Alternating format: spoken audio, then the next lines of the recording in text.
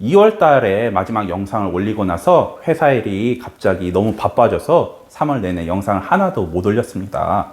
진짜 3월 주말 전체를 반납할 만큼 대단히 바쁜 일이었어요. 갑자기 잠수를 타서 이 사람이 도대체 무슨 일이 있나 이렇게 생각하시는 분들이 계실까 해서 제 근황을 먼저 말씀드렸습니다.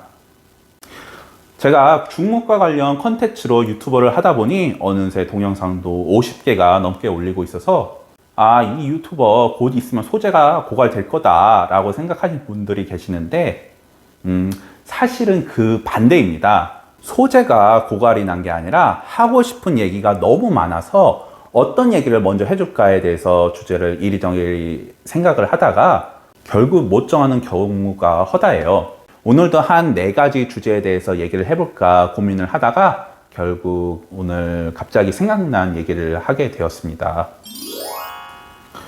오늘은 얼마 전에 댓글에 꿈에 대해서 물어보신 분이 계셔가지고 꿈과 진로에 대해서 얘기를 해볼까 합니다. 제게 고민 사연을 보내주시는 분들 중에 가장 많은 고민 사연이 바로 이 진로에 관한 것인데요. 자신은 중문과에 들어왔으면서도 뭘 준비해야 되는지 모르겠다. 나의 적성은 무엇이고 도대체 어떤 진로를 정하는 것인지 모르겠다. 이런 내용을 가장 많이 보내주십니다. 결론부터 말씀드리자면 그 누구도 진로에 대해서 정해줄 수가 없습니다. 그리고 본인의 적성을 모르고 진로를 모른다는 것은 매우 당연한 일입니다. 가끔 진로를 정하기 위해서 적성 검사를 하는 경우가 있으시죠? 하지만 적성 검사를 받아보신 분들은 다 아실 거예요. 적성 검사는 답정너예요. 질문지를 보면서 나는 예술에 관심이 있다. 나는 경제에 관심이 있다.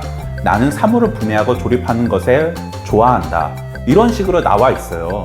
그래서 그거에 맞게 예, 아니오를 골라서 얘가 많이 나온 분야의 직업을 추천해 줍니다.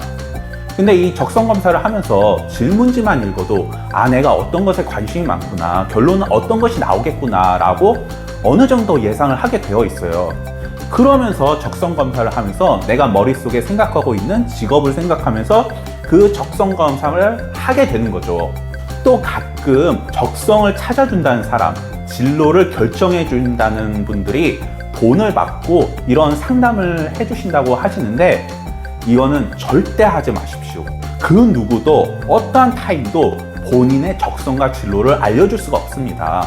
그래도 상담을 원하신다면 무료로 해주시는 분한테 받으시기 바랍니다. 대학교 1학년 때부터 본인의 목표가 있고 진로의 방향을 결정하신 분이 계신다면 정말로 행복하신 분이십니다.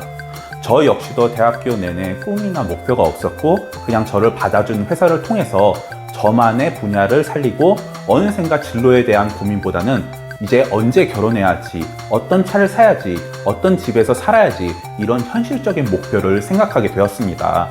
그렇게 지내다 보니까 어느새 여기까지 오게 된 겁니다. 그래도 진로나 목표, 내가 되고 싶은 직업이 막연하시다면 우선은 가고 싶은 회사를 몇 군데 찍으신 다음에 그 회사에 대해 공부를 하라고 말씀드리고 싶습니다. 예를 들어 한전 KDN이라고 한다면 한전 KDN 이력서를 한번 열어보세요. 이력서 항목 중에 학교, 학과, 나이, 경력 이런 게 적혀져 있다면 이 모든 것들이 여러분의 스펙이 되는 겁니다.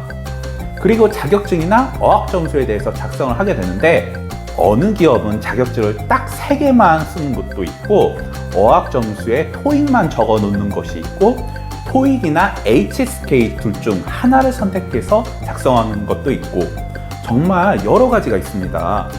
그렇기 때문에 한전 KDN에서는 HSK는 아예 선택조차 할 수가 없고 토익 점수만 작성할 수 있네? 이러시면은 그 회사가 원하시는 토익 공부만 하시면 되세요. 굳이 필요도 없는 HSK는 공부할 필요가 없으십니다.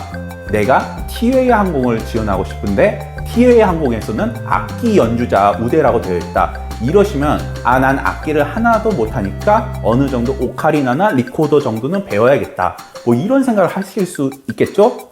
아니면 내가 이런 악기 전혀 다룰지도 모르는데 지금 와서 이런 걸 배운다?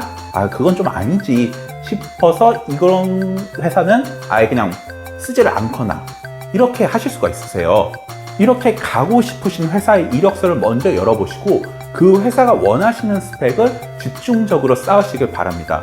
그러면 스펙 쌓는 시간도 줄어들고 그 회사의 인재상에 맞는 사람이 될 수가 있겠죠? 근데 이렇게 하시더라도 막상 해보니까 정말 그 회사가 힘들고 나한테 안 맞을 수가 있어요. 사실 그건 당연한 거예요. 대기업도 신입사원의 1년 내 퇴사율이 30% 정도 됩니다. 아무리 평양감사라도 본인이 싫으면 싫은 거예요. 이직을 하거나 퇴사를 하는 것도 당연한 일이고 이런 것들이 결코 부끄럽거나 잘못된 일이 아닙니다. 오히려 본인에게 맞지 않는 것을 빨리 깨닫고 다른 직장을 찾는 게 현명한 일일 수도 있습니다. 그리고 나서 한두 번 정도 이직을 하다 보면 본인에게 맞는 직장을 찾을 수가 있습니다. 맞춤 정장처럼 맞는 직장이 아니더라도 어느 정도는 내가 극복하고 이겨낼 수 있는 직장을 다니게 될 수가 있습니다. 그게 바로 여러분의 적성이고 진로가 되는 겁니다. 그리고 가끔 어느 분들은 나는 할 게 없으니까 공무원이나 해야지 하면서 공무원 시험을 준비하는 분들이 계십니다. 근데 이게 잘못된 생각인 게 할 게 없어서 공무원을 한다는 것이 아니라 공무원은 취준에 있어서 하나의 선택사항입니다. 결코 할 게 없어서 마지막에 최후의 선택, 최후의 보루로 하는 것이 아닙니다. 우리가 이력서를 50개, 100개를 쓰는 동안 공무원을 준비하는 친구는 그 시간만큼 공부를 하게 되는 거죠. 어쩜 보면 그게 취준하는 것보다 더 빠르게 취업을 할 수가 있습니다. 그리고 웬만해서는 그만둘 일도 없고 더 경쟁력이 있는 취업 선택 사항인 거죠.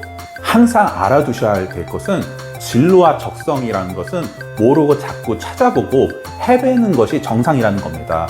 그리고 본인도 모르는 것을 상담이나 적성검사 이런 것을 통해서 알 수 있는 것도 힘듭니다. 지금 우리나라 직장인 중에 적성에 맞는 일을 하는 사람이 몇이나 있겠습니까? 하다 보니까 그냥 익숙해져서 그냥 계속 이것만 합니다. 다른 것도 해봤는데 그나마 이게 제일 맞는 것 같아서 이걸 합니다. 이러시는 분들이 대부분이실 겁니다. 그러니 본인의 진로와 적성은 끊임없이 생각을 해보는 것이고 많은 시도와 경험이 있으셔야 합니다. 아니시면 저에게 메일을 보내주시면 제가 아는 선에서 답변을 드리도록 하겠습니다. 제가 전문가는 아니지만 제가 했던 고민과 경험 그리고 주변에서 있었던 일들을 말씀드리면 여러분께 도움이 될 것 같습니다.